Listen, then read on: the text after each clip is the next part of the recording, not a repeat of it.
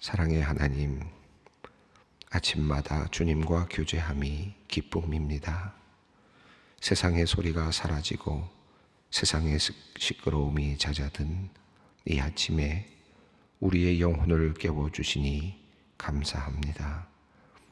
이 시간 아무것도 하지 않아도 그저 주님 앞에 앉아있는 이것만으로도 감사하오니, 기도하며 말씀을 듣는 이 시간 이곳에 계신 주님의 현존을 느끼게 하시고, 우리가 어떤 말을 하지 않아도 우리의 숨 쉬는 것마저도 기도가 되게 하여 주시옵소서.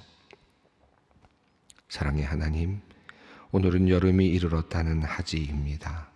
1년 중 태양이 가장 높이 뜨고 낮이 제일 긴 시간이며, 이날부터 땅이 태양의 열을 받아 달궈지고 더워진다는 날입니다. 주님, 자연이 그러하듯 우리도 하나님의 뜨거운 사랑으로 채워졌으면 좋겠습니다. 자연이 그러하듯 하나님의 마음으로 우리의 영혼이 달궈지고 가득해서 뜨거운 사람, 열정의 사람이 되었으면 좋겠습니다.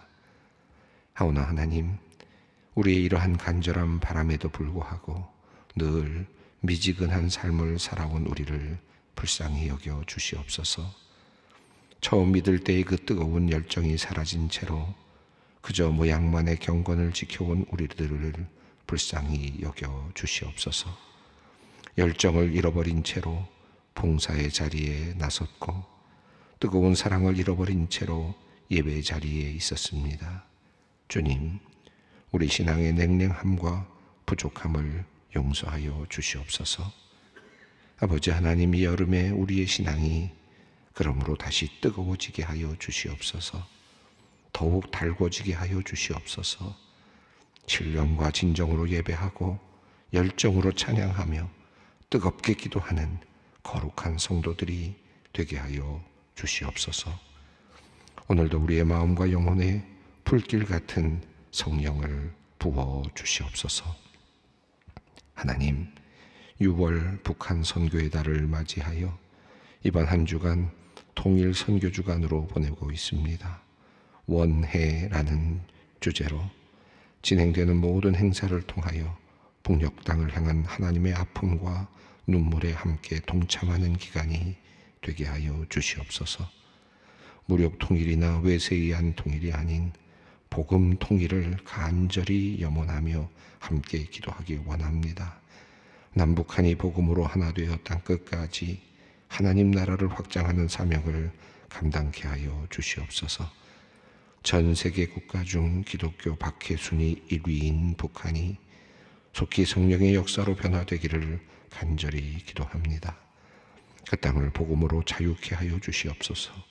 그리하여 남과 북이 하나 되어 함께 예배하는 그날이 속히 이르게 하여 주시옵소서. 하나님, 오늘은 권사회 수련회의 날입니다. 소망교회 많은 사역들을 짊어지고 나아가는 권사님들을 위한 영적 잔치의 날입니다. 은혜로운 시간이 되게 하시고 소명을 다시 새롭게 하는 복된 시간이 되게 하여 주시옵소서. 소망교회를 섬기는 권사회 회장님을 비롯한 모든 임원들에게 힘과 능력을 주시기를 원합니다. 아름답고 열정으로 가득한 권사회 이끌 수 있도록 주님 함께하여 주시옵소서. 아름다운 봉사의 길들, 가는 곳마다 놀라운 열매들이 맺히는 권사의 모든 사역들이 되게 하여 주시옵소서. 하나님, 울고 있는 우리의 이웃들을 위해 기도합니다. 도시 쪽방에서 뜨거운 여름을 보내야 하는 가난한 이웃들을 돌아보아 주시옵소서. 급하게 오르는 물가에 먹을 걱정, 살아갈 걱정으로 가득한 어려운 처지의 서민들을 불쌍히 여겨 주시옵소서. 열심히 일하고 이제 은퇴하였으나 노후 준비가 제대로 되어 있지 않아 두려움과 걱정 속에서 미래를 걱정하며 살아가는 이들을 주님 긍휼히 여겨 주시옵소서.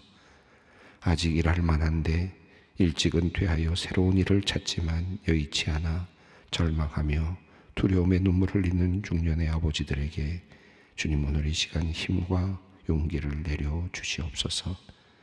과연 내가 잘 살아낼 수 있을까?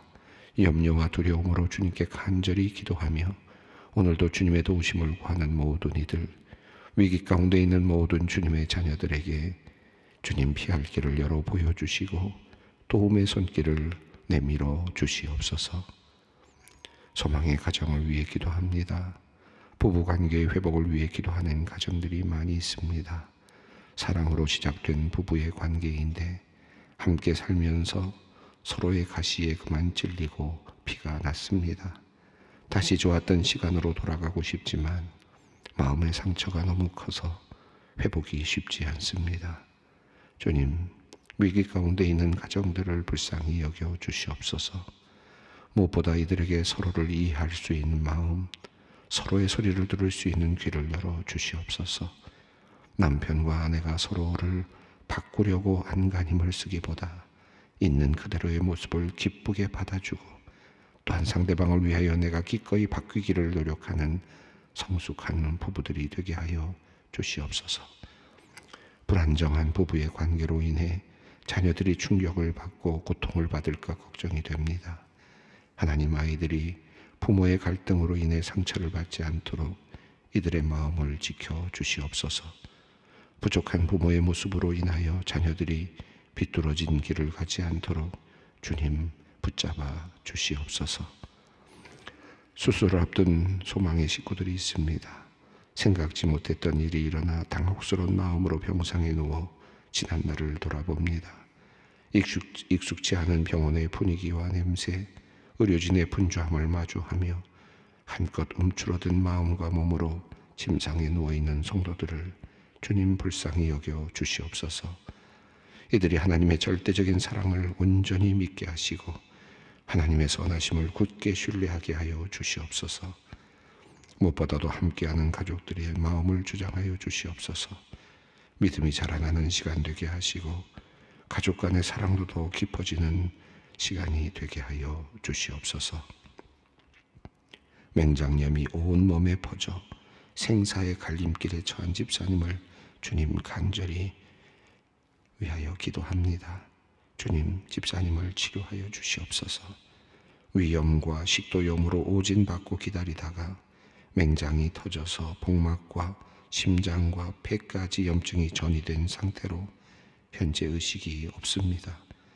은퇴하신 어머니 권사님은 중환자실 문 앞에서 오늘 밤새 아들을 위해 간절히 기도하고 있습니다. 자비로우신 하나님, 속히 나서 주시옵소서. 능력의 손을 펴시어 아들을 살려주시고 온전히 나음을 맞게 하여 주시옵소서.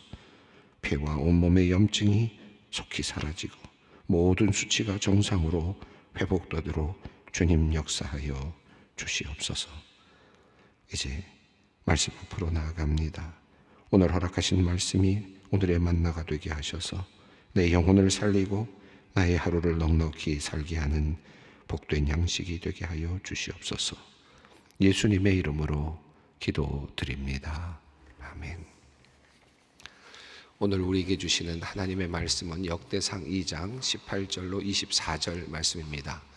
역대상 2장 18절로 24절 말씀 함께 봉독하겠습니다. 헤스론의 아들 갈렙이 그의 아내 아수바와 여리오색에서 아들을 낳았으니 그가 낳은 아들들은 예셀과 소밥과 아르돈이며 아수바가 죽은 후에 갈렙이 또 에브라색에 장가 들었더니 에브라시 그에게 훌을 낳아 주었고 훌은 우리를 낳고 우리는 부살레를 낳았더라. 그 후에 헤스론이 60세의 길앗의 아버지 마길의 딸에게 장가들어 동침하였더니 그가 수굽을 헤스론에게 낳아 주었으며 수굽은 야일을 낳았고 야일은 길앗 땅에서 23성읍을 가졌더니 그술과 아람이 야일의 성읍들과 그낫과 그의 딸린 성읍 모두 60을 그에게서 빼앗았으며 이들은 다 길앗의 아버지 마길의 자손이었더라. 헤스론이 갈렙 에브라다에서 죽은 후에 그의 아내 아비아가 그로 말미암아 아수르를 낳았으니 아수르는 드고아의 아버지더라. 오늘 본문 말씀은 헤스론의 아들들과 관련된 내용입니다. 어제 우리가 헤스론으로 유다의 지파에 대해서 지금 읽어보았는데요. 오늘도 유다 지파의 한 부분입니다. 유다 지파, 유다라고 하는 이스라엘, 야곱이죠. 야곱이 이스라엘이 되고, 그리고 그 야곱이 아들들을 낳았는데 12아들, 그들 중에 제일 먼저 지금 우선으로 꼽히는 유다. 이 유다가 꼽히는 이유는 바로 다윗을 낳았기 때문입니다. 그런데 이 유다 지파의 그 역사가 그다지 이렇게 형통하다고 보기는 어려워 보입니다. 아슬아슬하게 대가 이어지지 못할 것 같았던 그런 순간에 며느리 다말을 통해서 베레스를 낳게 되고, 그 베레스의 가문이 결과적으로 다윗을 낳게 되는 그런 역사를 보게 되었습니다. 다윗의 가문으로서의 그 다말이 낳은 베레스, 그리고 베레스가 낳은 헤스론입니다. 그리고 헤스론이 낳은 람이라고 하는 인물이 나왔습니다. 그래서 헤스론의 아들 중에서 여러 아들이 있는데, 그들 중에 헤스론의 아들 중에 람이라고 하는 아들을 통해서 이제 다윗의 가문이 이어졌다라는 것을 우리가 살펴보았는데요. 그러니까 헤스론이라는 사람의 아들 람을 통해서 다윗이 이제 이어지고, 그리고 이제 또 다른 헤스론의 아들들에 대한 이야기가 이제 오늘 나오고 있습니다. 헤스론이 낳은 아들들이 꽤 많이 있는데, 특별히 오늘 본문이 아니라 앞서 있는 본문 9절 말씀을 보면 헤스론이 낳은 아들은 여라무엘과 람과 글루베라 이렇게 되어 있었거든요. 우선 3명의 아들들이 이름이 나왔습니다. 그런데 이 지금 그 9절에 나온 이 헤스론의 아들 셋은 단순하게 3명이라고 보기보다는 우선 먼저 3사람의 이름을 부른 것 같고, 오늘 본문에 나오는 것을 보면 또 다른 아들들이 있음을 알 수 있습니다. 자, 그래서 오늘은 이제 그 헤스론의 낳은 아들들은 여라무엘과 람과 글루베라라고 시작이 된 그 내용에서 람의 자손들을 어제 우리가 살펴보았고, 그 아들들 중에서 이제 다윗이 나왔다 라고 하는 것을 우리가 살펴보았는데, 자, 또 다른 헤스론의 아들들에 대한 이야기입니다. 자, 오늘 18절 말씀을 읽어보겠습니다. 헤스론의 아들 갈렙이 그의 아내 아수바와 여리오겟에서 아들을 낳았으니 그가 낳은 아들들은 예셀과 소밥과 아르돈이며, 자, 헤스론의 아들 갈렙이라고 되어 있습니다. 자, 9절에서 헤스론이 낳은 아들은 여라무엘과 람과 글루베라 이렇게 되어 있었는데, 여기는 갈렙이라는 이름이 다시 등장을 했습니다. 아마 여러분들은 읽으시면서 갈렙, 그러니까 굉장히 반가운 이름으로 그렇게 느껴지실지도 모르겠습니다. 그런데 여기서 지금 나오는 이 갈렙은 여분네의 아들 갈렙, 그러니까 여호수아와 연결되어 있는 갈렙, 모세 시대의 갈렙과는 다른 인물로 보입니다. 그러니까 다른 갈렙이라고 보는 것이 보다 더 분명할 것 같습니다.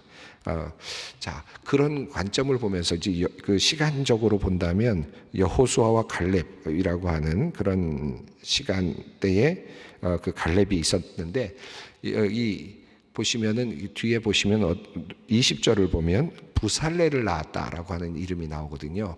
이 부살렐을 낳았다라고 했을 때 이 부살렐이 누구냐 하면 우리가 출애굽기를 보면서 우리가 살펴봤던 인물이죠. 오홀리압과 부살렐이 뭘 합니까? 모세 시대에 성막을 짓는 일을 하죠. 그래서 성막을 짓고 또 성전의 모든 기구들을 만드는 일을 했던 사람, 아주 중요한 지혜의 사람이 바로 부살렐이죠. 그러니까 모세 시대에 부살렐이 있었다는 얘기는 여호수아와 갈렙 정도의 그 시기가 바로 이 부살렐 시기라고 볼 수 있겠죠. 그래야 맞아떨어지지 않겠습니까? 시기적으로 본다면. 그런데 부살렐의 한참 위에 있는 그 선조가 지금 갈렙으로 나와 있으니까, 지금 여기 나와 있는 갈렙은 여분네의 아들 갈렙과는 분명히 시기적으로 다르다 하는 것을 우리가 알 수 있습니다. 자, 헤스론의 아들 갈렙이라고 되어 있는데, 그래서 이 갈렙이 그러면 누굴까? 분명히 헤스론이 낳은 아들 셋이 있었는데 여라무엘, 람, 글루베라고 했는데 여기 갈렙이라는 이름이 있으니까 이 갈렙은 이 셋들 중에 또 다른 그 셋 중에 하나일 텐데 또 다른 이름을 가지고 있는 사람이 아닐까, 이렇게 이제 추측을 하기도 합니다. 그렇게 생각한다면 글루베가 또 다른 갈렙의 다른 이름일 수도 있겠다라는 추측이 가능은 합니다.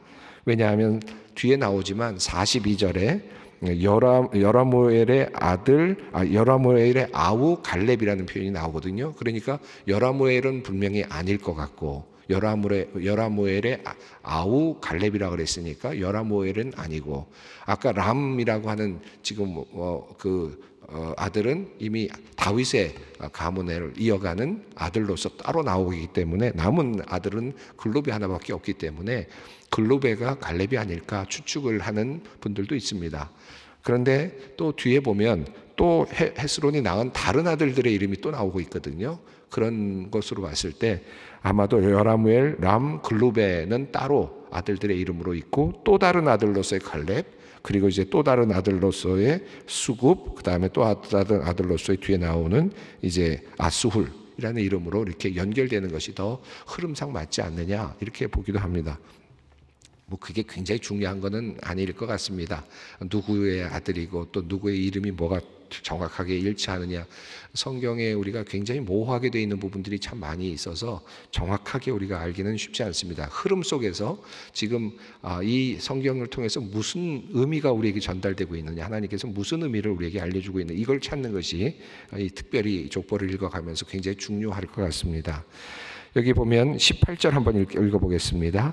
헤스론의 아들 갈렙이 그의 아내 아수바와 여리오색에서 아들을 낳았으니 그가 낳은 아들들은 예셀과 소밥과 아르돈이며. 자, 헤스론이라는 헤스론의 아들 갈렙. 근데 갈렙이 아내가 아수바와 여리옷 이렇게 되어 있는데, 히브리어 본문을 연구하는 분들은 이 표현이 굉장히 아주 애매하게 되어 있어서 굉장히 여러 가지 가능성들을 얘기하고는 있습니다.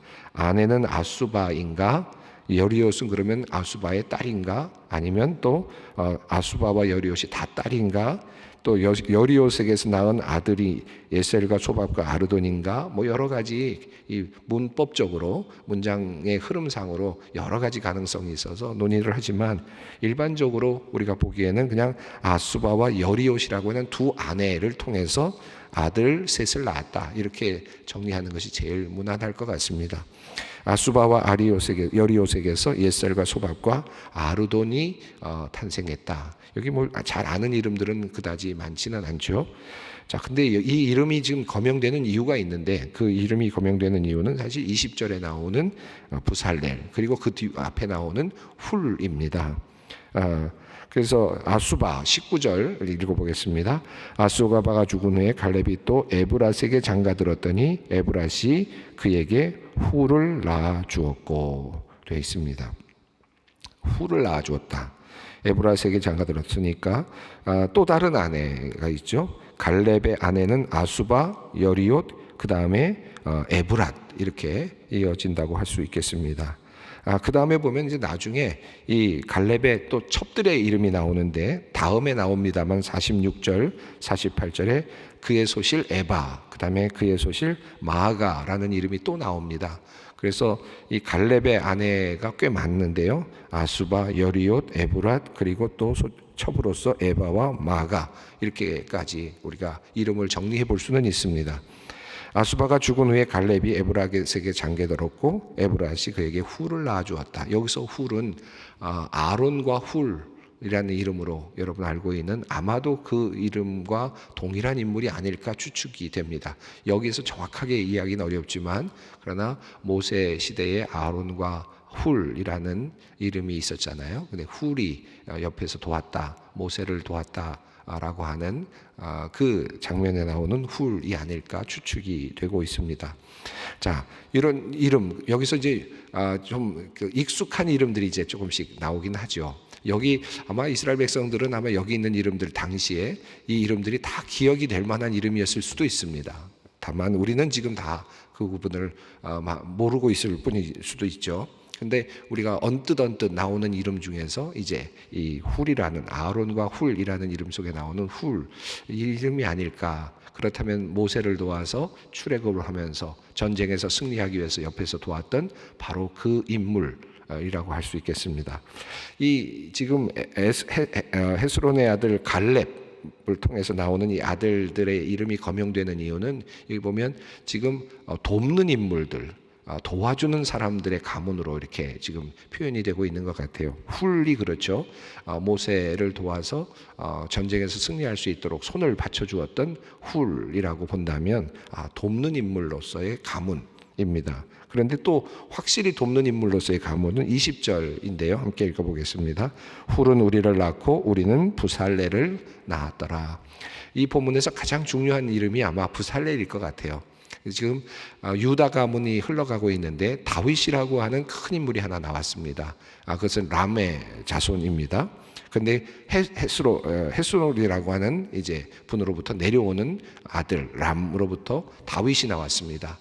이 전에 제가 잠깐 말씀을 드렸습니다만 이 역대기는 성전을 지금 짓는 이야기와 연결이 되고 있습니다. 유다 중심이라 그랬죠. 그래서 남유다, 특별히 포로로 잡혀 들어갔다가 포로에서 귀환하면서 정말 황망한 그런 곳에서 이제 성전을 새롭게 짓고 그 다음에 또 성을 바로 짓고 선택된 민족으로서 이제 살아가야 되는 그런 사람들에게 이제 다시 지금 족보를 다시 고박하면서 우리가 누구인가를 묻고 있는 그런 상황이거든요. 그래서 에스라, 느헤미야까지 연결이 되는 것이 역대기의 큰 흐름이라고 말씀을 드렸습니다. 거기에 보면 성전을 짓는 것이 굉장히 중요한 내용이죠. 그래서 이 역대기에서 굉장히 중요한 부분을 차지하고 있는 것이 성전 재건입니다. 근데 그것이 이 안에 이제 숨겨져 있죠. 그래서 다윗이 성전을 짓기 위해서 미리 준비하는 솔로몬 성전을 짓기 위해서 준비하는 작업, 이것도 굉장히 중요하게 다뤄지고 있는 부분이 역대기입니다. 열왕기에서는 그런 내용들이 거의 나타나지 않지만 역대기가 그것을 아주 중요하게 다루고 있거든요. 그러니까 이 성전을 어떻게 지어갈 것이냐 하는 이 문제가 굉장히 큰데 다윗이라는 이름이 나왔습니다. 성전을 지을 인물로서의 다윗이라는 이름이 나왔고 성전을 지으려고 준비하고 있는 다윗 가문이라고 하는 한 가문이 지금 분명히 거명이 되고 있고 그리고 나서 이제 성막을 지을 때 성전이 아닌 성막을 지을 때 출애굽 당시에 성막을 지을 때 정교하게 지혜롭게 성막을 지었던 바로 그 사람의 이름 바로 부살렐 익숙한 이름이죠. 그 이름이 지금 거명이 됩니다. 이분도 역시 유다 지파의 사람이었습니다. 성막을 짓는 일에 정교한 그런 작업을 했던 부살렐의 이름을 우리가 여기서 보게 됩니다. 유다의 자손이었구나. 유다, 헤스론 그리고 갈렙으로 이어지는 바로 그 가문에 이렇게 성막을 아름답게 만들었던 성막을 지은 아름다운 그런 그 가문이 여기에 함께 있구나 하는 것을 우리가 보게 됩니다. 자, 21절 말씀 읽겠습니다. 그 후에 헤스론이 60세의 길르앗의 아버지 마길의 딸에게 장가들어 동침하였더니 그가 수급을 헤스론에게 낳아 주었으며 여기 보면 헤스론이 60세에 이게 60세라는 말이 이제 나이가 들었다는 것을 암시하는 것 같아요. 그리고 24절에 보면 이제 그가 결국 마지막에 유복자를 낳는 것 같은 이제 그런 내용이 나옵니다. 자, 그런데 60세의 길르앗의 아버지 마길의 딸, 이 길르앗의 아버지라는 말은 길르앗을 만들고 그것에 제일 먼저 정착했다라는 의미로도 이해할 수 있습니다. 마길의 딸에게서 장가들어서 수급을 수급을 낳았다. 수급이라는 아들을 얻었다라는 것입니다. 그래서 여기 마길의 딸이라고 하는 표현인데 길르앗은 요단 동북쪽에 있는 땅입니다. 그러니까 요단 동편에 있는 땅이고 북쪽에 있는 땅이죠. 그런데 지금 이 가문이 유다 백성의 가문이 여기까지 길르앗 지역까지 연결되어 있었다. 라고 이렇게 말합니다. 여기 지금 마길의 딸이라는 표현이 나오는데 이게 도대체 누군가 길르앗의 아버지라고 되어 있는데요. 여기 보면 그 여호수아 13장 30절, 열왕기상 14장 13절 등을 보면 여기 이 내용이 므낫세의 기업, 므낫세의 아들 마길이라고 하는 표현이 나옵니다. 그러니까 므낫세 가문하고 또 연결이 되는 것으로 보여집니다. 자, 그러니까 유다 지파가 단순하게 이제 유다 지파로만 있는 것이 아니라 또 므낫세 지파와도 연결이 되면서 점점 이제 넓혀지는 그러니까 길르앗 지역도 결국 유다 지파와 연결이 되고 있다라는 것을 보여주고 그때 그것이 언제부터냐?